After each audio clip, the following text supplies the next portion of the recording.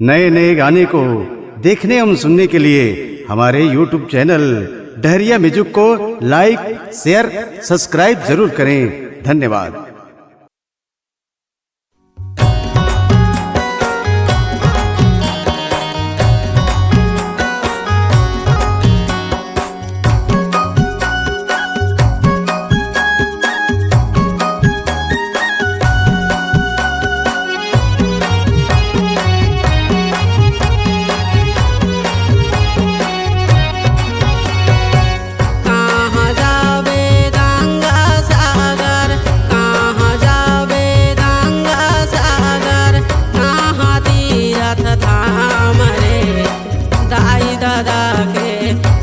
मना ले हर महे भगवान रे, दाई दादा के चरण मना ले हर महे भगवान रे। कहाँ जावे गंगा सागर, कहाँ जावे गंगा सागर, कहाँ तीरथ धाम रे, दाई दादा के चरण मना ले हर महे भगवान रे, दाई दादा के चरण मना ले हर महे भगवान रे।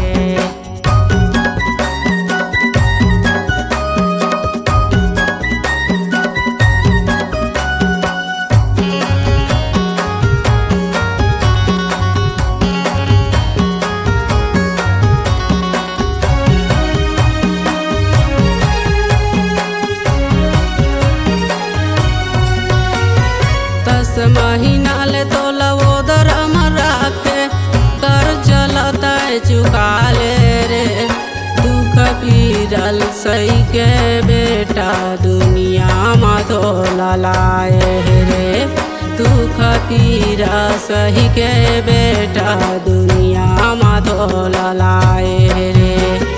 10 महीना ले तो लवो धर्म राखे कर चलत चुका ले रे, दुख पीरल सही के बेटा दुनिया में तो ललाए रे, दुख पीरल सही के बेटा दुनिया में तो ललाए रे।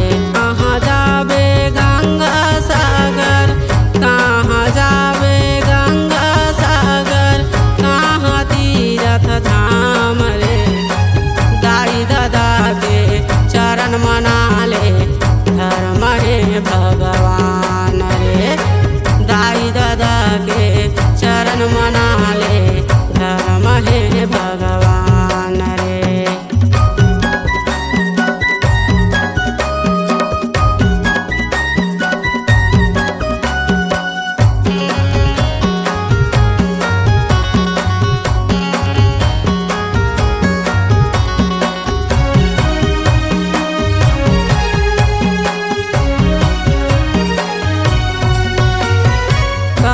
दादा के माया बेटा ये दुनिया में कहाँ पावे रे, दाई दादा के मारे ले बेटा एक दिन कहीं पछतावे रे।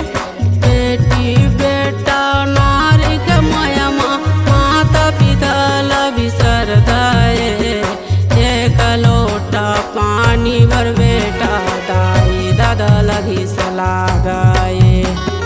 दाई दादा के माया बेटा ये दुनिया में कहाँ पावे रे, दाई दादा के मारे ले बेटा एक दिन तय पछतावे रे।